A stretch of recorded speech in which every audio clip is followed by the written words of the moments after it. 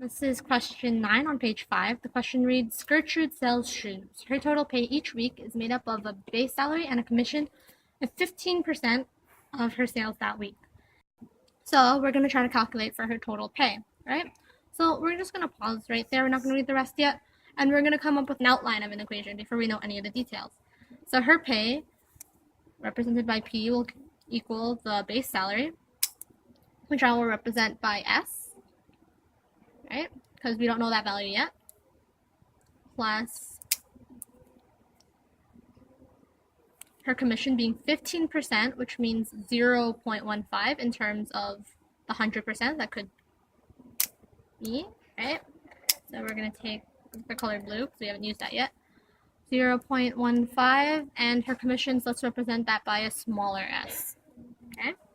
So that's our little base equation. We're going to keep that in mind as we read the rest of the problem. Okay, so the rest of the problem reads, 1 week, her total pay is $167.50, and she has $850 in sales. Which equation below represents the relationship between her total pay, P, and each week and sales, S? Okay, so what we're going to do is, her total pay was $167, so we're going to plug that into our equation, right? So we have $167.50 as her total pay, which gives us, we still do not know her base salary, right? Based on what we have been told. But we do know that she made $850 in sales last week. So we're going to take 0.15, which is her commission rate, multiplied by $850. And so that's going to give us 167.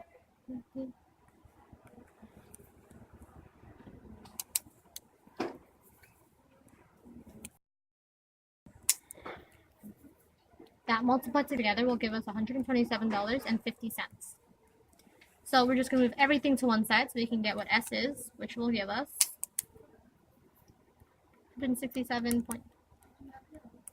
minus, right? So we brought everything to one side, which will give us the value of S. Subtracting that from each other, we get S